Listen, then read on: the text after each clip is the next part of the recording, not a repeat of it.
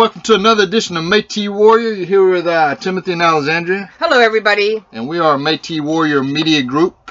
And today we have a very special guest out of the Metis Nation of British Columbia, and his name is... It's the Metis Nation of British Columbia, Region 2 Director Louis De Jaeger, and he'll be joining us in person, and we're kind of excited to be able to have Region 2 Director join us on the show today. Yep, so let's give him a call. All right, so... Good morning. Good morning, Louis. How you doing? This is Timothy and Alexandria from Metis Warrior Media Group. You doing okay? I'm doing really good, Timothy. It's very nice to talk to you and Alexandria. It's nice to talk to you too, since there's been a lot of confusion out there of what's exactly going on with a lot of people not understanding things, and so to have you on the show to clear some things up, that would be great. I totally appreciate that, and yeah, I did listen to your show, and yeah, so just a couple other, details in there that, of course, you're not being out here in BC. I would love to answer questions.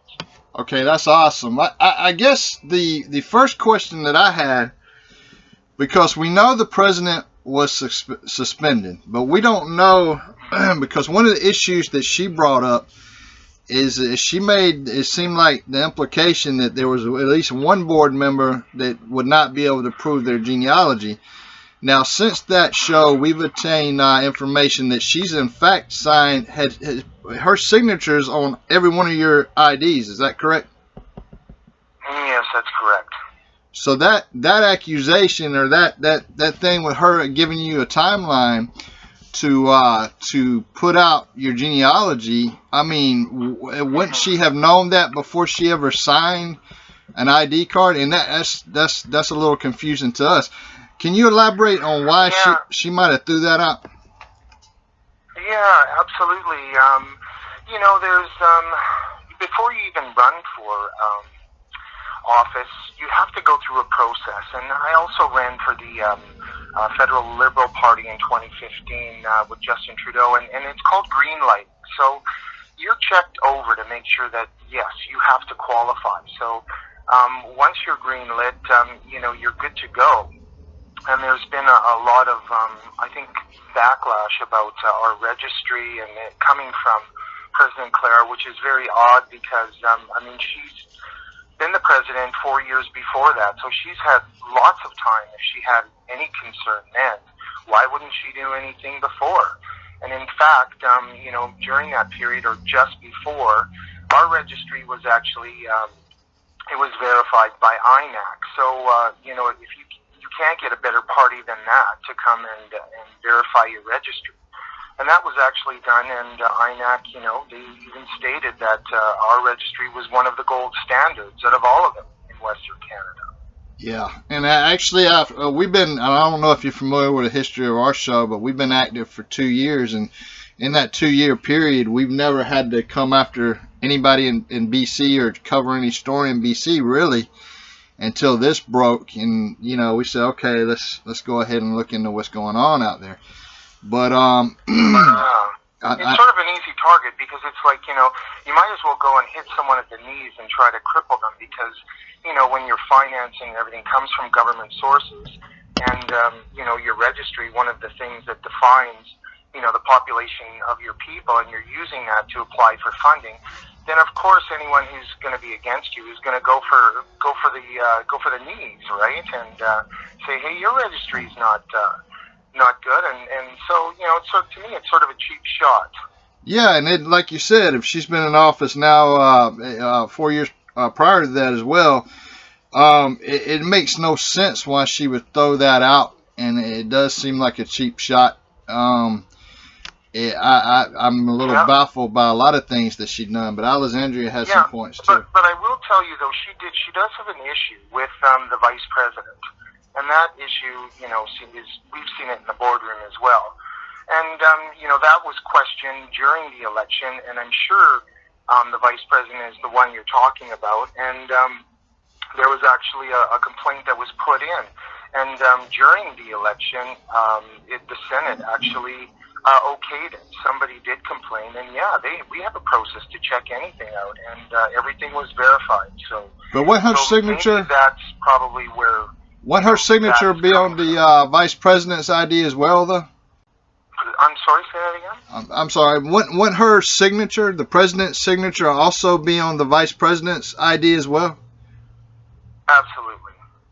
Okay, well, see, so that makes no sense to me. But Alexandria's got some stuff for you here. I think, Louis, the problem that I have, myself and my family, we've been card-holding members of the MMF for over maybe 15 to 20 years. So I myself realize how important registry is, because you have to have document genealogy for the MMF to accept you, and one of your directors as well, your current directors, actually has the same almost mirrors the same genealogy as I have, and we're related to Cuthbert Grant Jr. But something that you wrote recently on January 29th was a very powerful statement to me, and sort of mirrors on how we want to approach this show. And this is what you said, and I quote, "The president has to answer to our Indigenous Legal System, which is the MNBC Senate, and to the suspension charges laid against her.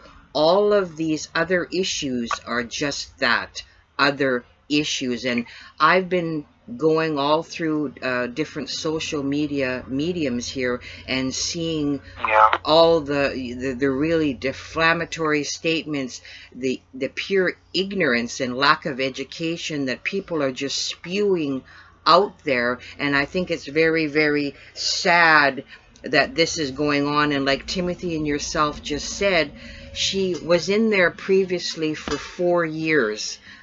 She didn't have a problem with board members' genealogy at that time, and she did make a statement in her January 15th, 2001 letter that she was requesting that each current MNBC board member provide a copy of genealogy by January 31st, 2021. Why is that an issue to her now if she signed each and every one of your cards? Does that mean that she didn't do her due diligence and follow up? Like, what mixed message is she sending the Métis people in BC? Did she fail? And this is my opinion, did she fail in her responsibility 4 years ago, and all of a sudden she's arming the registry against the Métis people in BC? That's sort of how I see it. Why is it an issue now? Yeah, it's very unfortunate, and it's also very petty. So, it's really too bad, but I guess you would have to remember that she would be suspended at that time. So, kind of the timeline is, December 14th. I know there's a motion out there. We had a lot of chatter about the Métis National Council and a lot of funding issues and stuff that we were quite concerned about, and a lot of things that the MNC hasn't done. And so that December 14th, that motion was to actually take away some of that or that file and reassign that so we could get some answers and some clear answers on what was going on. So President Clara had all Christmas holidays, and she had until January 11th, and that was our next scheduled meeting, to come and explain to us, exactly why that file shouldn't be reassigned from her. So we were all sitting at the board table on the 15th, and I think that's a Monday, or the 11th, I think that's a Monday, and then she didn't show up. She absolutely skipped the meeting, and we're all looking around, and all of a sudden our phones go off, and she had 2 letters that she came out with. So here's the first scathing letter, and we're looking at each other around the board, we're going, what is going on? Like, what is she doing? So that kind of continued, and she was the president all that week, and we had scheduled another meeting on the Friday. That's when we were trying to get out some word, because that week we didn't really know what was going on. And then on the Friday, I think that was around the 15th, she released the second letter.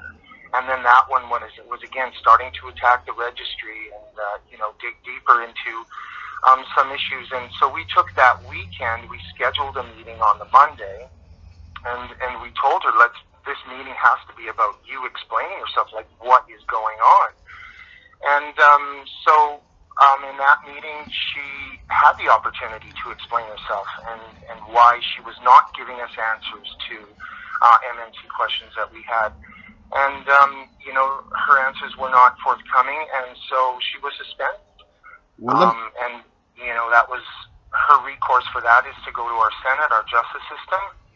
And that, to this day, she has not done that. In fact, she's gone out and she's filed a suit against MNBC and all of us directors with the Supreme Court of BC. So, here 4 months ago was the president who took an oath to protect all of these agencies, including her registry, and now she's suing them all. So, for credibility-wise, I don't know what to say.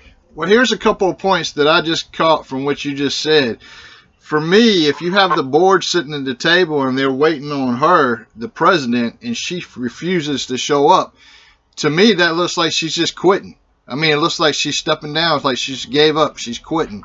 Because she's not serving the people if she's not doing her job and her responsibilities. Y'all were there to have a meeting, and she should have showed up for the meeting. That's the way that I personally see that. Now, the other issue... I see it as like who's she showing up for? Is she going to show up or not show up for MNBC? Or is she going to show up or not show up for MMF or MNC? I don't know which side she's on. She's supposed to be our president and helping us get through these things. And another point that you made, and you're making, is the fact that instead of her utilizing the Indigenous system that is set up there, she has opted to go the way of the colonial path and against her own people. And once you have a leader that's going against their own people and not taking the route that's already defined, and the indigenous route that she could have did, she opted to go the colonial path. I disagree with that path as well, and I think it's completely wrong. Yeah, and another thing is at the bottom of those papers is power. So, you know as well as I do who power is and what law firm that is and who uses that law firm. So, and that's clearly the MMF. Absolutely. Which, we have lots of information that that they are behind a lot of this and a lot of support and the things that are going on in social media as far as people's text messages, the number coming from Manitoba, a list that they have. We just had an election, so we all got issued lists of people's emails and phone numbers, and so who knows if that's destroyed or that's now in the hands of the MMF, because even my cousin and my sister are getting emails, and they've never given their email out to personally to Clara at all. So how did they get on these email lists to sign this petition to remove all of the board? There's a lot more going on here, I think, than what people really see, and your program has really touched on a lot of it. And you know what, Timothy, you hit it on the nail. It's about money. It's all about that money, that $4.2 billion. That's all coming out from the federal government, and who's going to control that? Is that going to be MNC, or do they want the MNC to fold, and they come up with something else, and now we all got to go to Manitoba? There's not going to be any regional governments. How is all this going to work? And if that is their master plan, and it's so great and good, why aren't they telling us, Timothy? Why are they forcing BC to be part of it and crippling us? Because that is our only mechanism for most of our funding is through the MNC.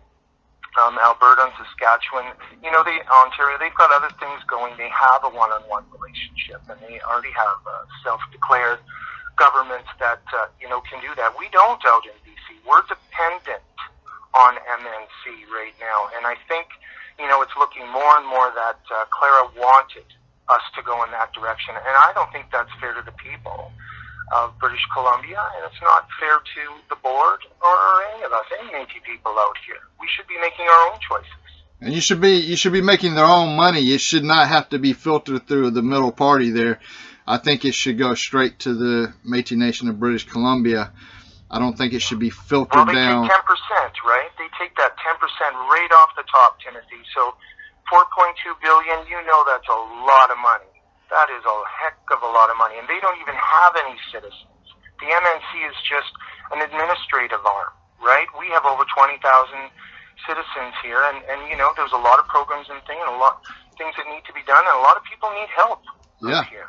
I agree 100%. And you know, the thing that bothers me, Louis, too, is like I read avidly and I analyze everything. Being a historian, it's very important for me to reread. And the thing that is alarming to me is that there was a statement made by Clara on January 27th, 2021, and the part I see the contradiction here where she said she was re-elected as president, and she's saying she upholds my oath of office. And you know, we showed on our last show her oath of office where she's to put the MNC citizens before herself, and she also says in that statement that my commitments to MNBC citizens, to me that's a contradiction, because her not showing up to a meeting, I mean, she's not above everybody else. I mean, we have concerns with dictators and other Métis organizations where they think they are above the law. They don't have to to me, not showing up at a meeting, you don't have the proper credentials to be the president. And again, contradicting where she's saying her commitments to the MNBC citizens. And this is my personal opinion. I think she's got a commitment, and again, my opinion, not to the Métis Nation BC citizens or to the board of directors. I think there's an underlying commitment that oversees this and is for the MMF and the MNC, because I read between the lines on what she's saying in her statements. And again, it really bothers me that she's, you know, her oath of office, or it was bogus. She signed that, and in my mind, she has not fulfilled her duties to the Métis Nation of BC citizens and the directors. And I'm going to put this statement, I'm going to ask if you agree. A president's job is to follow the directive of the majority of board of directors, and then the directors represent their grassroots people. Would you think that's kind of a fair statement?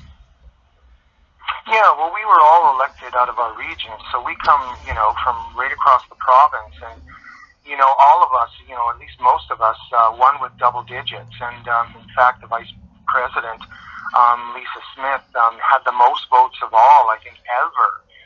You know, definitely way more than Claire. I think it was like 1,900 or something. And, you know, so yes, there's a majority of the people, you know, the people's voices sitting at that table. So when we're talking about things, we all need to be on the same page and going into the same direction. And if there's, you know, answers that need to be forthcoming, then you can't hide them. You know, you have to be telling your board what's going on so that we can make proper decisions. You can't hide things and take us in a direction that nobody knows where we're going. And, you know, even that first letter that she did when I said we're all around the board table, she attached a letter from the MMF. So, you know, at the same time when she didn't show up, and she put this letter out there, and a Manitoba Métis Federation letter was attached to it, you know that there was something pre-planned. This was a pre-planned stunt, right? So you know, there's something that they don't want the board to know, and I think we're pretty sure we've figured it out. Well, I think we figured it out too, and there's trickery that's being used here. Let's make no mistake about it. There's trickery by your president who's suspended right now. I think, because we even looked at some of the stuff she posted, and when she said the board wanted 170% raise, give themselves a raise 170%, that outraged us. But then when you start actually looking at the number, we realized that she used that high percentage to basically trick people into thinking that it was a lot more than what it actually was. We looked into the numbers of what y'all making, and what y'all making are actually pretty reasonable, and I don't see corruption there at all. but she made it seem like it was way more, like Chartrand and Chartier. And I know you don't have to speak out against them, but I'm going to tell you this: those people are, man, you talking about becoming filthy rich off the Métis people. I mean, and I think what y'all doing is not unjust at all. I think that she used trickery to try to fool the people by throwing out that percentage. Could you go into a little bit, and we're going to show it in the show too, about that amount of money that she was trying to make people believe that y'all are making when it's in fact not as she stated? Yeah, exactly. And, thanks for touching on that, because that's, it's a real sore point for a lot of people who are struggling through COVID right now. And, it looks bad, and, again, it's going for the needs, right? Going for something that's an easy pick on your board, and, it's just nasty. At our first meeting at Harrison Hot Springs, and we were sworn in October 14th of 2020, after the election on September 1 of 2020. And so the first thing, one of the first things that came on the agenda, and we didn't design the agenda was already done for us at our first meeting, was a whole compensation package, and it was done by a third-party Western compensation, and it was all done for wage leveling, and, they felt that a lot of the staff, I believe we're even close to 80 staff now, we're being paid below current levels. And so I think it was last March, Western Compensation started this, and they were, this was presented in front of us, and everybody agreed, yes, the wages are low, so let's, bring them all up so, they're all, they're equal to, what other people are getting out in the field for the same job being done. And so that all went through, and our per diems went through, and then it came to the board's base salaries, and the board's base salaries were $25,000. That's what it was said that, this is the compensation that we should be getting. But the thing is that they were comparing them to the Boy Scouts, and what's the other one, YMCA, and, and these kind of organizations. And so, the board really came up with a couple questions, like, why didn't you compare them with the other Métis government? Like, why didn't you do apples to apples? Why, this is not a good comparison. And we all felt that, they should take that back and they should come back. So that's what we said. We said, take the information and come back. So that basically is where it stood. This went on for meeting after meeting. And then it was like, oh no, well, we'll come up with something else. So nothing really was presented to us. And that even goes to today. We are making exactly the same amount of money, which is $25,000 for a base salary, as we were when we were sworn in. So that, that topic, we simply just pushed now off to the spring because of, the other things that we're dealing with. And, it's that money part isn't the priority for us. It's the job. We're all presidents and we're all community workers. We've been volunteering for years in our communities. So, the work itself is more important to us than anything. And you know what? We'll get to the salaries and they'll be leveled off and, to where they're supposed to be like everyone else was. So that's the situation of the salaries. But, again, an easy target for the president to attack her board on. But, Louis, let me ask you this question, because we've been contacted by members of your organization that sent us we're looking at stuff that's saying that you're making more than $25,000. Are you saying that everybody on the board's only making $25,000 right now?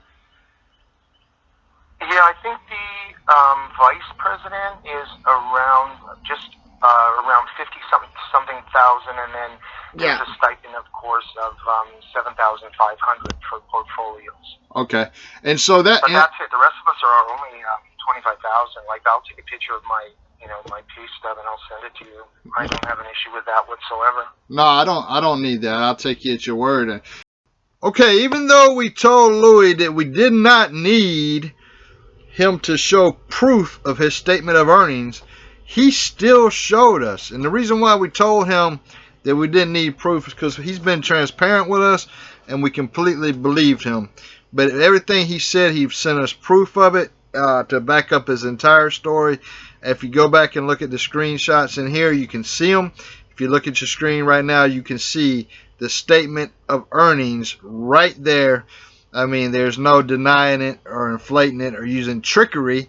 That is the statement of earnings, the fact. And the thing is that you know, and I want to put out there for the people too, because you are sitting on the board, and you are making way below what a director should be making. So I think it's perfectly fine that y'all do give yourself a pay raise, because man, some of these boards out here are making, they're robbing the Métis people. Y'all are actually doing a great service and getting a low-end return, but so you're doing it for the people. Even the statement that you just made, well, we're going to keep doing what we're doing and pay will come sooner or later, that shows that you really care about the people. And so I can appreciate that. But I would definitely vote for y'all to give yourself a pay raise, because I can tell you, you're making below the standard for sure. Yeah, and it's not so much for me, but other directors with kids and families and mortgages and stuff. I'm a little older, and I've done okay, and I'm happy at this point to be able to work for my nation and to I have a degree in business, and I'm also a professor at the university, so.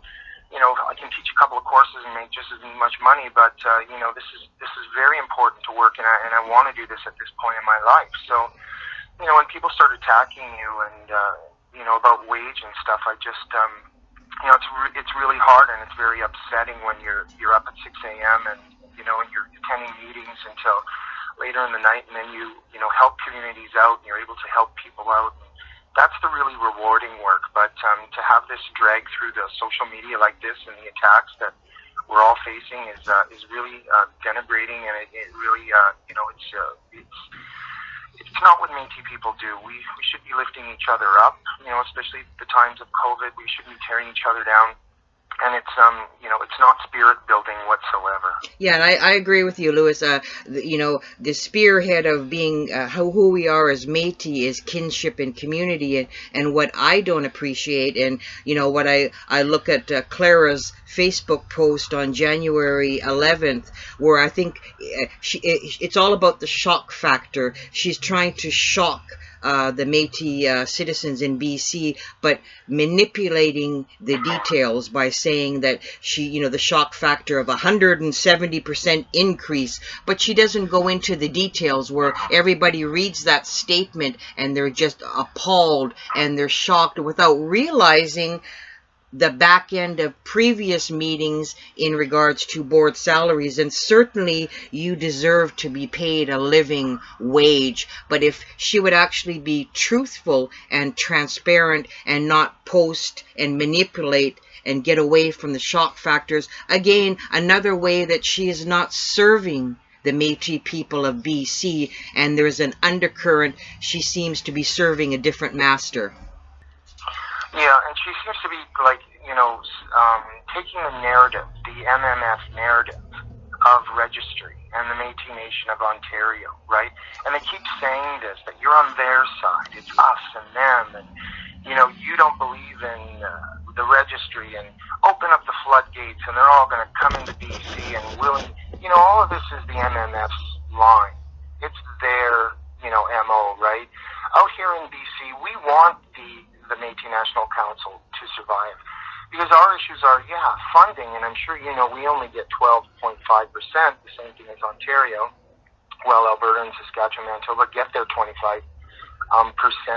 We want to talk about that, right? And how that's not fair. It just isn't fair. And if we're going to have some kind of a national organization, then why can't it be based on fairness, where we can all have that equal part of the pie? So we have our issues, and the same thing is with most of our funding. It's coming through the Métis National Council. So we really have a reason to want to get at the table.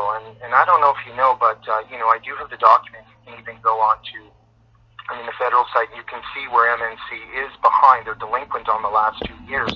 And if they don't file by June, that entity could collapse. So is this what they've been setting up everything for the last couple of years?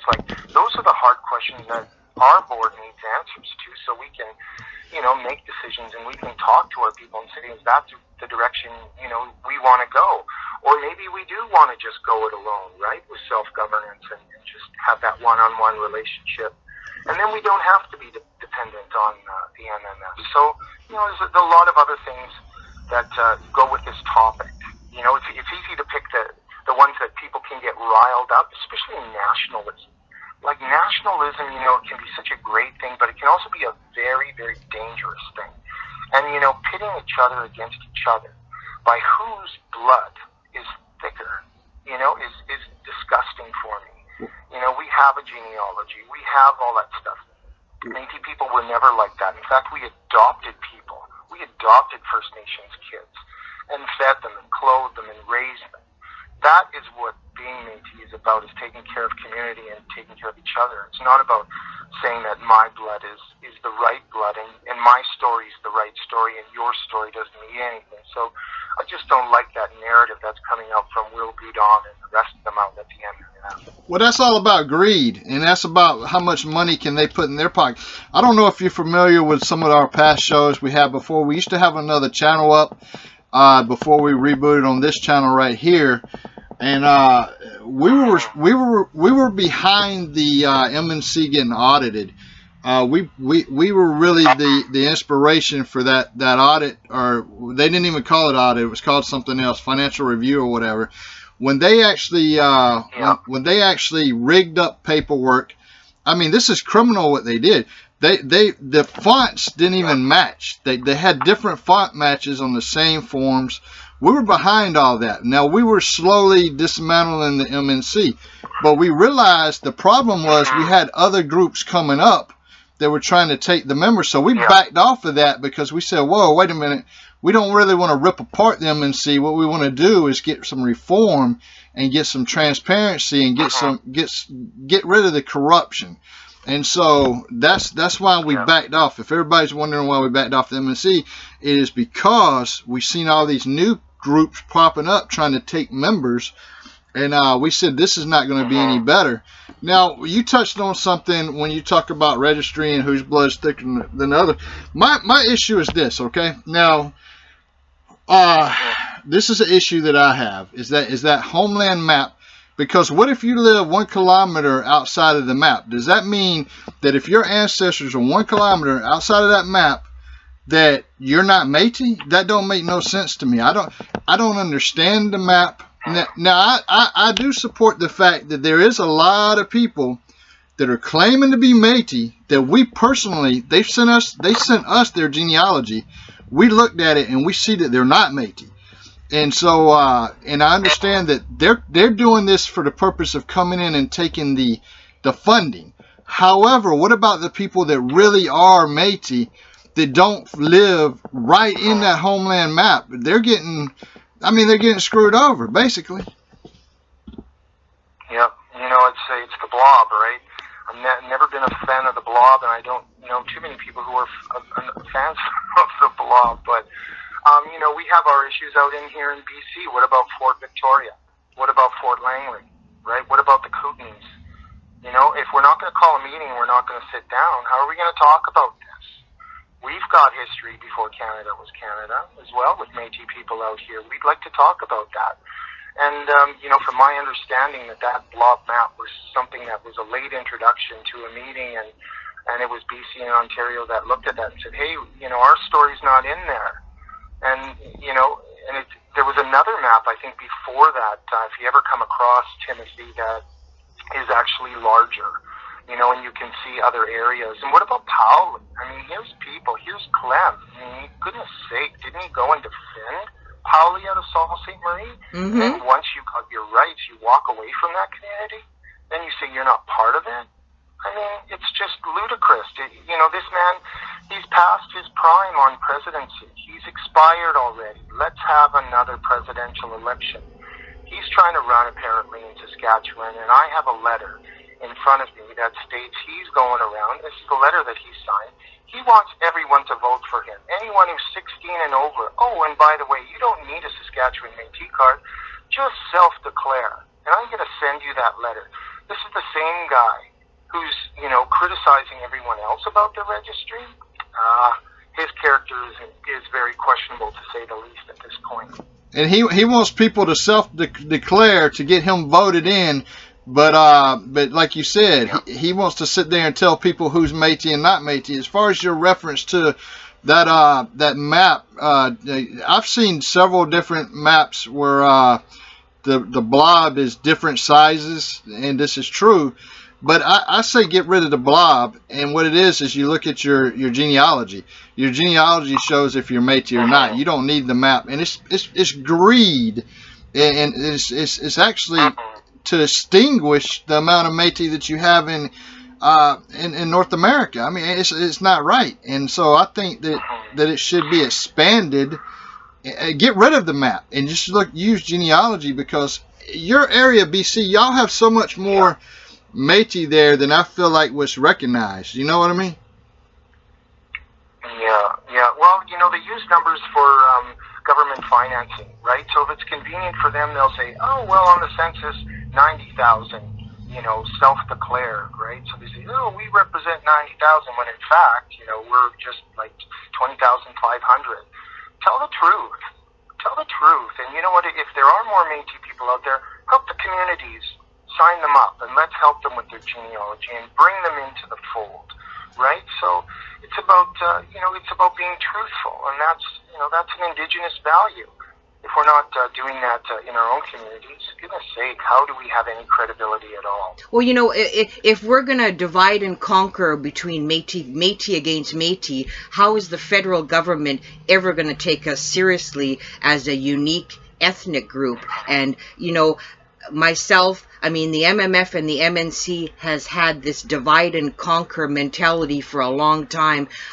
Sadly, I hate to say, I'm ashamed to say that I'm related to Will Goodon. I'm related to the VP, Leah LaPlante. It disgusts me that they have drifted so far from who we are as a Métis people, and it's not for the people, by the people. It's the greed, the power, and dividing the people, fighting amongst themselves. And they're all over social media. The Metis Nation BC is being accused of weaponizing the Constitution against them. But I think that MNC, MMF, and even Clara really is weaponizing your registry against you, and they're starting. And it's, speaking to another director, and I'm beginning to believe this, it's an issue of deflection. They want to deflect from what's really going on behind closed doors.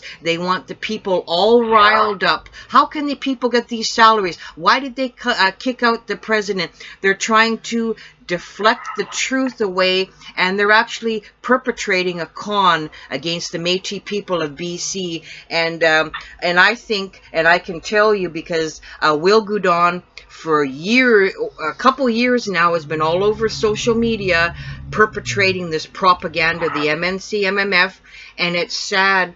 And I'm not even going to name her name because she doesn't deserve to be named. There's an individual that works with Will Goodon in tandem that she is now saying, or twisting your video, saying you're saying that citizens are receiving robocalls, texts, etc. And now an individual that's working with this individual is saying that Métis Nation of BC people are receiving threats from directors. So they're twisting what you're putting out there, manipulating it. That's scary. That's defamation. And to me, what's being done to the directors, like there's a master plan going on, and people are just being. And there's a woman as well that sent me information, and I was to find out that somebody asked her if she was even Métis herself. She's not even Métis. She's a treaty person, and she's slandering people all over social media, asking if the now acting president has genealogy, coming to find out that she's not even Métis. So what are people sticking their nose in that have no clue? They don't have the truth or the knowledge, and it's actually getting scary that now, as you know, there's a petition that started on social media wanting Clara to be reinstated, and I did an investigation on who started the petition. well, man, she's done so many photo ops with David Chartrand. What's really going on with these players in this game of treachery? Yeah, I've had a great conversation with one of the past vice presidents. There was another takeover that was tried by David Chartrand a while ago, and I believe that they had a couple guys called the Ross brothers or something who used to hang out in Surrey, and it's just about control. And if they can get BC in their pocket, right, it's one less bookend that can help call a meeting, because you need two founding members in either Ontario or BC, and if we all agree, then we can call a meeting, and they have to have a meeting. So right now, that's why we're such a threat, because we've taken the ace and they've lost their ace, right? And that's Clara, and that's why there's so much money and lawsuits and all kinds of things being thrown at us, because we're threatening that $4.2 billion coming from the federal government, and we're doing such great things out here, and this is a great time to be Métis out in BC. And I work hard on all kinds of things. This isn't my number one thing to be focused on, and even business-wise, we've just helped so many people and so many new startups and our artists, and we couldn't ask for better staff and a better CEO. And I have to give credit to all the people out there that are weathering the storm, because they're all working through it for what's right and what's just. And you know what? I don't care if they replace me. I know I've done the right thing. And in my heart, I've taken that oath and I've fulfilled it. And I did it for my people, because we're under attack from external sources as well as some internal sources as well. So I can hold my head high at the end of the day and say, you know what? I did the right thing at the right time. And I'm glad it's me and the other people on the board that are here at this time, because I don't know if anyone else would have taken all of this pressure that they're putting on us. I don't know anyone else who's willing to take on the MMF and the MNC, right? And even the federal government is. Oh, we are. People are watching this. We are definitely watching, what's going on, and so as much as they paint us as the bad guys and the people who had all these henchmen escorting her out of the office, that was not true. That is a lie. She held her high in dignity, and she took her stuff that was hers, and she left that office in dignity, just like a president should do. And in any other situation with any other business of high-level management, yes, there would be security. So everything is calm, and emotions are high. This was not easy to do. There was a lot of tears on our side as well, because it was, what did it take to come to this? And again, this could end tomorrow if President Claire just does the right thing and stop all this nonsense, go to the Senate, which she's supposed to go to, and let's go through mediation, or let's do anything, let's do whatever we need to do, right, if that's what she's willing to do. But I don't think we're headed in that direction. I think we're headed into something, that's, not going to be the nicest. It's not going to look good. It's not great for anybody, but you know what? We have to stand our ground, and we did what we did. We're going to follow our Indigenous justice system. That's what it's in place for, and I think the other courts are going to respect that first. And let me tell you this. She went the path of colonialism. With not sitting down at the table with y'all, because actually one of the key points that we haven't mentioned yet is that y'all were wanting the AG meeting, right? And so we definitely want a meeting, yeah. And so she was not willing to ask for the meeting, which nobody can understand why. Do you have an opinion on maybe why she was not willing to do that? Yeah, it seems pretty clear at this point, Timothy, that June 2021 is not far away, right? And we've uncovered something, I think, that is much bigger. We've uncovered, a plan. It's looking to us very clear that they want the collapse of the MNC. And if she could have just made it a few more months, we would have woke up and they would have collapsed, right? Mm-hmm. Right now we're in that position that we could call a meeting with the others, and we can, get back to the table, and we can try to, save this organization. I'd rather save what we have. Let's build on what, is what we have and what we've agreed to, and let's work on our differences. That's what families do, right? Right. We shouldn't just destroy it because there's nothing else that's there. So let's use what we have. And you know what? If it doesn't work, it doesn't work. But until we get together and actually talk about it, there has to be some fairness in this whole process. Why do they get to decide? Why does, David Chartrand and Clem get to decide that it is worth folding? Shouldn't that be the choice of all of us? That's right. As members of the MNC. But I think I've got it all in there anyway. I think we've had a great discussion. I really appreciate you, taking interest in this. And, oh man, it's so tough when, you're going through this on an emotional level and community level as well. Even our elders, people I've known for years, and they're saying, why are you doing this to us? And they just don't understand, when there's so much garbage out there. I do appreciate all that you two do. And you know what? We really appreciate you taking the time, and I can tell you we reached out to Clara, and she couldn't be bothered to come on our show, had no interest. So, that's just a lack of respect. And again, and I really think that she is disrespecting the elders of the Metis Nation of BC by not honoring the senators. And again, her oath of service, in my opinion, she may as well just tear it up, because she's not honoring one thing that she said on there. And I think that listeners really need to understand is that the propaganda that is falsely being spewed out there is a tactic of deflection, and the Métis people in BC are being shown half-truths. People's words, such as your words, are being manipulated on social media. And it's interesting, though, David Chartrand is also a director of a cannabis company in British Columbia, so they're trying to gain ground. They dunk several millions dollars of him being a director in British Columbia. So I think people in BC need to wake up, and they have to honor the process. And the shock factor of social media is not the proper way to go. And again, we really appreciate you taking the time to speak with us. That speaks volumes. But before you go here, before we wrap it up, I just want to say this to what Alexandria was just saying. When we reached out to your president that's now suspended, I want to address her name because I feel disrespected by her, because she's supposed to be a Métis president. We are the largest Métis media outlet out there.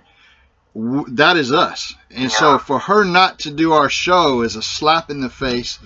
And it's like, okay, you don't want to come on. What are you hiding? The fact that y'all do want to come on and y'all want to talk, it shows me that y'all transparent, y'all being honest, y'all clarifying things. And there's a lot of people that's going to listen to this show. So but before we wrap it up, is there anything else that you would like to tell the people that are going to hear this show? Yeah, I think, and another thing that's out there is transparency, right? And it's like, oh, you all ran on transparency. You know what? All our minutes are on the website, right? We're the first board. We're the first board to do that. We've got all the minutes on there. We're working toward having live streaming by June. Those are our goals. We want people to be part of our governance. It's not about secrets, right? You can't be keeping secrets from people. People want to know what's the state of our nation. And you have to defend yourself if you're being, manipulated by external sources. Those are attacks on us out here in BC. And I don't know if you know, Alexandria or Timothy, we don't even have our hunting rights, right? Yeah, we have our S-35. But what does that mean when you don't actually, you can't physically, use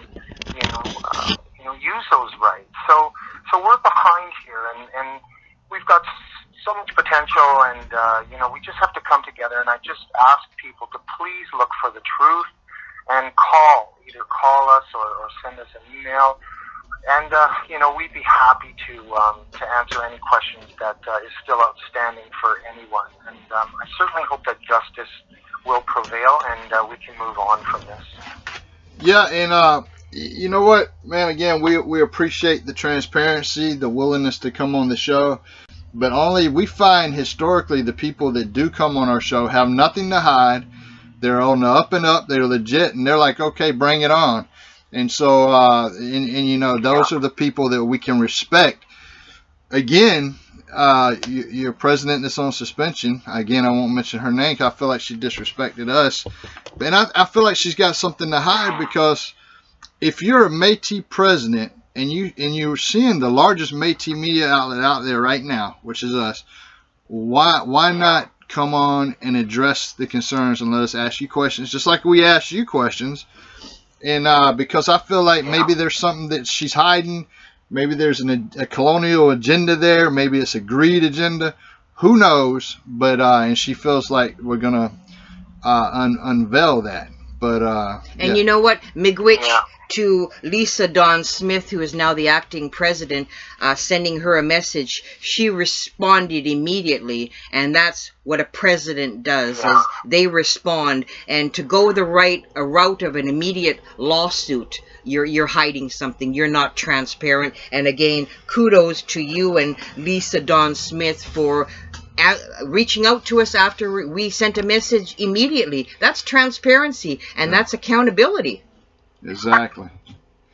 Well, it takes a team, right? And Lisa has a lot of experience. She has years of being in government in MNBC. And, like I say, we've got degrees, and this board of directors is a very smart board of directors, and they know when to call a spade a spade. I have all confidence in the work that's being done right now. The MNBC or MMF, or I don't care, whatever Métis organization, it should not be on the side of the desk of the president. It has to be run by the people, and the people elect the directors to make those tough decisions. And this unfortunately was one of the decisions that we had to make early on to protect the nation from any further harm that was already being done by President Clara. So again, thank you for letting me have the opportunity to answer your questions. And please reach out to me at any point in time. I'd love to come back. Okay, that is awesome. All right, and again, we appreciate you, and thank you very much. We will definitely be talking again in the future. Okay, and keep up the good work. Miigwech, and have a great day. Okay, thank you. Thank you. Bye-bye. Bye.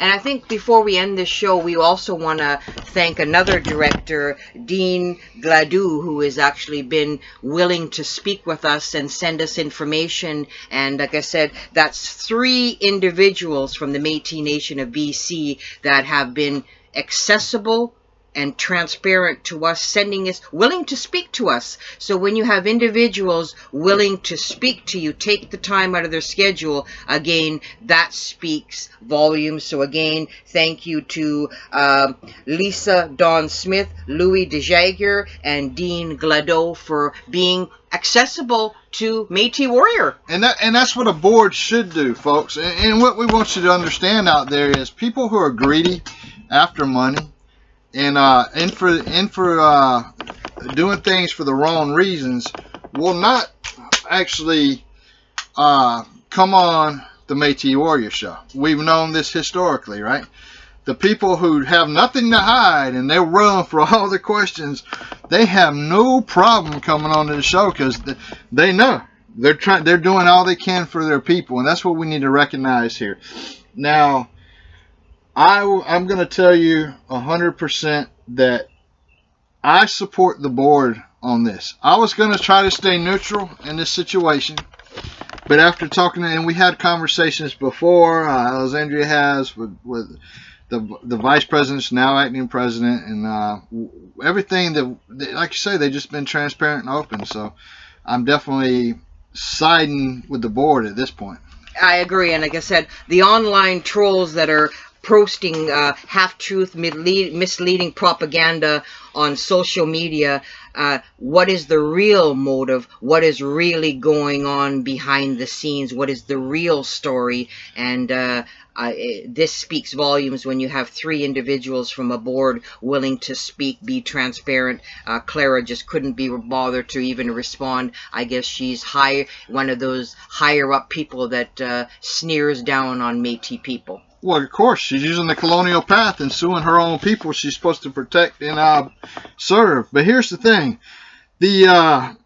Okay, so if you look at this, Clara is choosing to side with the MMF and the MNC above her own people, the Métis people of BC. What's really going on? What treachery is afoot? What's coming down the Métis pipeline? That's the question you should be asking. Deflection, deflection, deflection. And you heard Louis speak. This could all end today or tomorrow if she would just come to the table and actually do her job and do what's required of her. So, you know, why is this madness still going on? I don't know. But anyway, so, again, we're very busy, folks. Extremely busy. We're doing all kinds of things, multiple different... This show is not the only thing that we do. And so just be patient. We're going to get out more shows for y'all frequently, but we're extremely, extremely busy. So, yeah. Again, Métis people, for the people, by the people. It's not about the almighty dollar. Put your people first. Exactly. Not greed, but your people. That's it for me. Take care.